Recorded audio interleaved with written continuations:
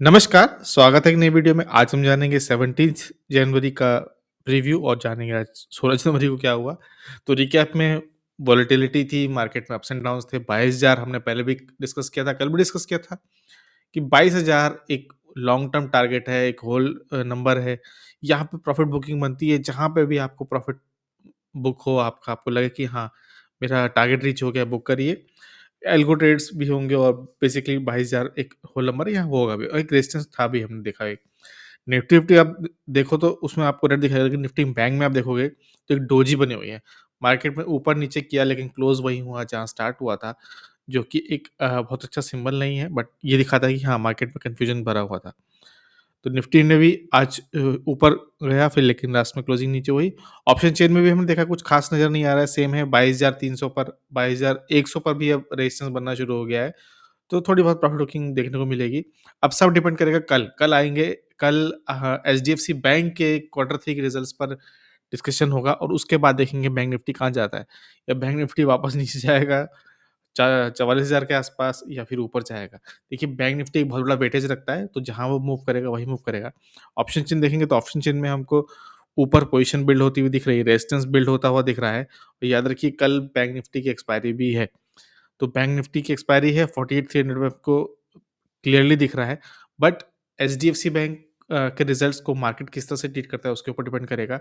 अगर मार्केट ने उसको बहुत ही अच्छा मान लिया, तो ये जो रेजिस्टेंस है ये पता भी नहीं चलेगा कि कब गायब हो जाएगा।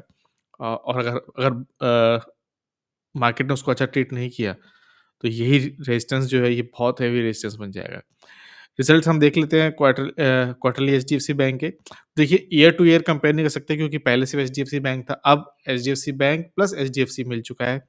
तो year on year comparison fair नहीं है और मैंने इनकी रिपोर्ट भी देखी। 3-4 बार पढ़ने की कोशिश की, मैं बहुत ज़्यादा न्यूज़ कैप्चर नहीं कर पाया, मैं एंगेज नहीं कर पाया। शायद मेरे लिमिट से ऊपर था, बट पॉइंट ये है कि मैंने न्यूज़ चैनल्स की भी हेल्प ली, रिव्यूज़ रिपोर्ट्स की भी हेल्प ली।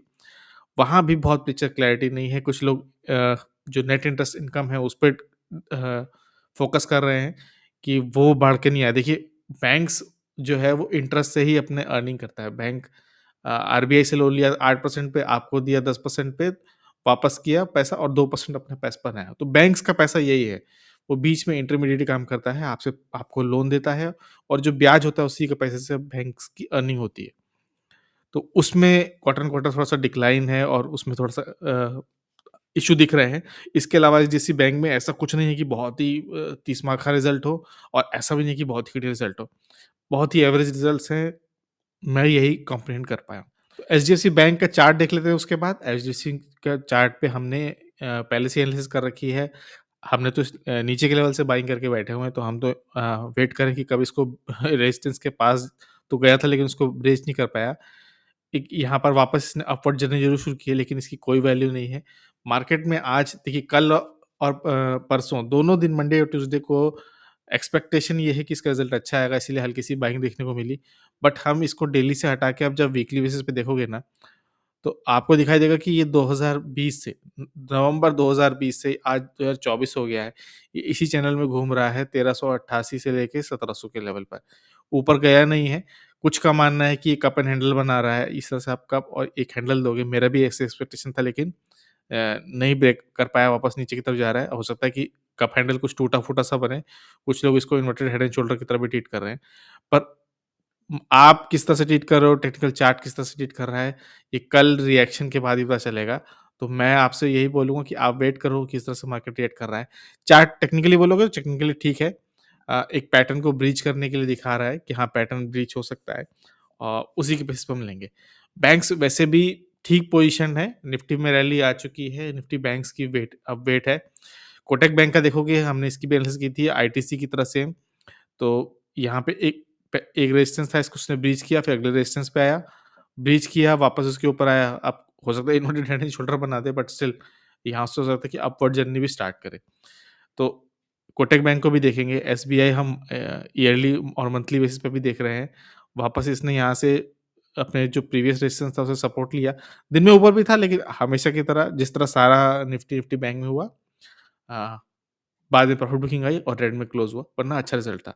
कल एशियन पेंट्स के भी रिज़ल्ट आने हैं और एशियन पेंट्स के रिज़ल्ट आने स इस बार मार्केट और मुझे भी लग रहा है कि अच्छा है क्योंकि क्रूड में बहुत रिलीफ़ था। तो क्रूड का रिलीफ़ इनको ज़रूर मिलेगा और हमने पहले भी इसकी एनालिसिस कर चुकी है, क्योंकि यहाँ पे इसने एक इन्वर्टेड हेड एंड शोल्डर बनाया था, वहाँ से उसको ब्रेच कर दिया और अब अपने अपवर्ड जर्नी के पास जा रहा है। अगर आप इसको वीकली बेसिस पे लगाओगे तो आपको दिखाई देगा कि लगातार जो रेजिस्टेंस जो सपोर्ट है वो ऊपर खिसकता जा रहा है। तो ये भी एक अच्छा पॉजिटिव सिंबल हो सकता है और इसी के साथ-साथ इसका जुड़वा भाई पिडलेट वो भी हम देखेंगे, उसको भी हम सेम ट्रैक कर रहे हैं, वो उसमें भी अच्छी मूवमेंट थी। इसमें भी एक इन्वर्टेड हेड एंड शोल्डर बना के एक अच्छी अपवर्ड जर्नी तय की है और क्लियरली एक हायर हाई पैटर्न में है। इसको भी आप वीकली बेसिस पे दिखाओगे तो आपको दिखाई देगा। तो इसमें भी आपको सेम दिखाई देगा कि इस लेवल पे फँसा हुआ है ये, इसी चैनल में चल रहा है। देखना पड़ेगा किस तरह से रिएक्ट करेगा। मेरा मानना है कि बोथ एशियन पेंट्स और पिलेट को फ़ायदा मिलेगा क्रूड का। क्रूड से याद आया, क्रूड में एक अलग ही जिस तरह से एचडीएफसी बैंक को मैं कॉम्प्रिहेंड नहीं कर पाया पूरी तरीके से, क्रूड ऑयल के प्राइसेज़ को भी मैं कॉम्प्रिहेंड नहीं कर पा रहा हूँ। रेड सी में एस्केलेशंस पे एस्केलेशन हो रहे हैं, शिपिंग, फ्रेट चार्जेज़ जो हैं वो बढ़े हुए हैं और कभी यूएस हमला कर रहा है, यूके हमला कर रहा है, कभी हुडीज़ शिप पर हमला हमला कर रहे हैं। कभी उन्होंने एक बैलिस्टिक मिसाइल का यूज़ किया, आज भी उन्होंने मिसाइल पे अटैक किया। लेकिन क्रूड के प्राइस में मूवमेंट ही नहीं है। क्रूड 77 के से 80 के बीच में बैठा हुआ है और इसमें कोई मूवमेंट नहीं है। पहले इतनी सी ही न्यूज़ पर 90 85-90 पहुँच जाता था, बहुत शार्प एक स्पाइक आता था 8-8% का, 5-5% का एक ही दिन में। अब वो नहीं है, जो ये पहले स्पाइक था वो अब नहीं है फॉर सम रीज़न। तो ये भी एक अनोखी कहानी है। तो फिलहाल हम ध्यान देंगे एशियन पेंट्स और पिडलेट्स दोनों पे।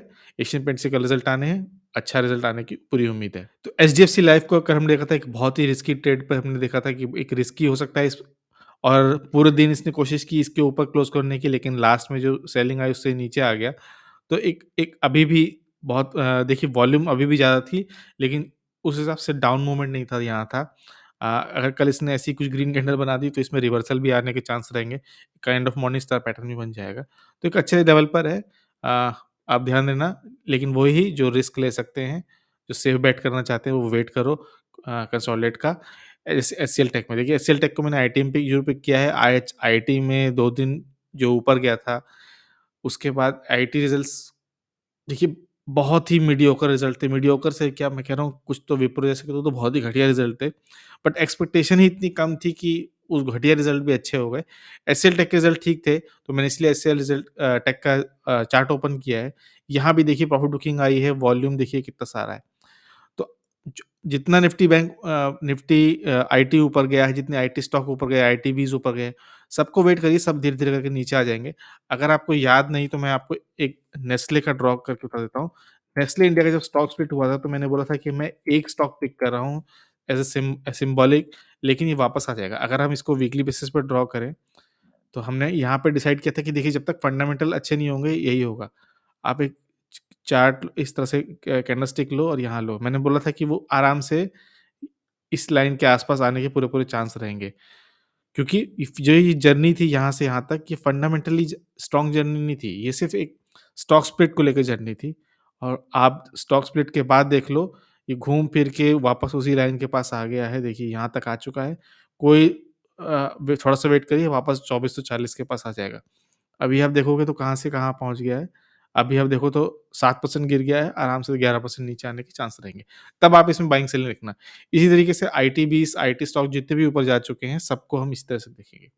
आईटीसी देखिए, बड़े प्लेयर के साथ ही रहना इस समय ठीक है, इनकी वैल्यूएशन ठीक है। आईटीसी फिर हम पिक कर लिया है, देखिए कोटक बैंक अभी हम डिस्कस किया था, बिल्कुल उसी तरह के पैटर्न पर है, सपोर्ट से ऊपर आया, पहले इस रेजिस्टेंस पे इसने स्ट्रगल किया, ऊपर किया, फिर अगले लेवल पर आ गया, यहाँ से अब जंप कर रहा है। सेम कहानी है, इसमें जीक्यूजी का नाम भी आ गया है, इनके इनके शेयर होल्डिंग पैटर्न में, उन्होंने भी कुछ पोज़ीशंस बढ़ाई है, तो अच्छी बात है। हमारा टारगेट तो 500 ही रहेगा, वहीं जा रहा है। पेज इंडस्ट्रीज़ को हमने देखिए कल भी डिस्कस किया था कि कहाँ हम जैसा रिटेल शेयर होल्डर 40,000 का एक स्टॉक खरीदेगा। बट अगेन आप प्रैक्टिस तो कर ही सकते हो, आप टेक्निकल एनालिसिस तो कर ही सकते हो, इस सपोर्ट पे था। आराम से हम कभी भी 4-5% का हम इसमें स्विंग कर सकते थे, अगर हमारे पास इतना बजट होता तो। इस सपोर्ट से देख लीजिए, आज तो ऊपर जाके अगेन प्रॉफिट बुकिंग आ गई, पर एक टाइम दिन में 4-5% के ऊपर पे था। तो आराम से 8% का मूवमेंट इसमें अभी भी हम कभी भी कर सकते थे। बट इतना महँगा स्टॉक हम खरीदते नहीं, तो इसलिए हम इसको ज़्यादा देखते भी नहीं। एंजल वन की आज जो पिटाई हुई वो बहुत ज़बरदस्त तरीके से पिटाई हुई, 15% नीचे गया, 14% पे क्लोज़ हुआ। देखिए, जितना इसकी जर्नी थी ना, ये जो आप जर्नी देख रहे हो, ये जो इसकी जर्नी थी यहाँ से लेके यहाँ तक, 1000 का स्टॉक 3000 पे पहुँच गया, 4000 को छू गया। अब पॉइंट ये है कि ना यहाँ पर गलती की कोई गुंजाइश नहीं है। अगर हम मैंने कल भी मैसेज ट्वीट किया था, अगर हम उसको ओपन करें, तो क्लियरली हमने यहाँ पे देखा था कि इनका क्लाइंट बेस तो सबसे ज़्यादा बढ़ा, इतना कभी नहीं बढ़ा और नंबर ऑफ क्लाइंट्स भी बढ़े, नंबर ऑफ ऑर्डर्स भी बढ़े। लेकिन क्या नहीं बढ़ा? तो इनका प्रॉफिट आफ्टर टैक्स। क्यों नहीं बढ़ा? क्योंकि जो नंबर ऑफ ऑर्डर्स थे, वो फ्यूचर एंड ऑप्शंस में नहीं थे, वो बेसिकली कैश सेगमेंट में थे, जहाँ डिलीवरी चार्जेस नहीं मिलते। अ, इनको असली फ़ायदा होता है फ्यूचर एंड ऑप्शन से, जहाँ सबसे ज़्यादा ब्रोकरेज मिलती है।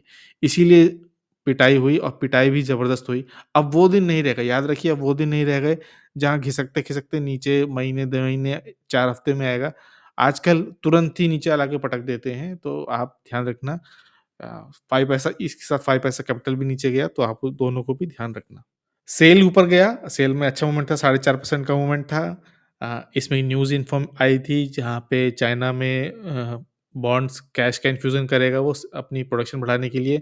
सेल मूवमेंट आई, मेटल मूवमेंट आई। हम पहले एनालिसिस कर चुके हैं, डेली नहीं हम इसको वीकली बेसिस पे देख चुके हैं। इस लेवल पे ये टकराया, नीचे आया, फिर सपोर्ट लेके ऊपर चढ़ा, अब नेक्स्ट जर्नी के लिए तैयार है। लेवल्स हमने पहले ही ड्रॉ कर रखे हैं। आ जाते हैं बीपीसीएल पे, आखिरी स्टॉक। बीपीसीएल में हमने ड्रॉ किया था एक पोलैंड फ्लैग, वो पोलैंड फ्लैग तो कुछ टूट-फूट सा गया, वो फ्लैग जो है वो खिसकते-खिसकते आगे तक आ गया। बट क्रूड का रिलीफ इसको भी मिल रहा है, इसमें भी बहुत अच्छा वॉल्यूम थे।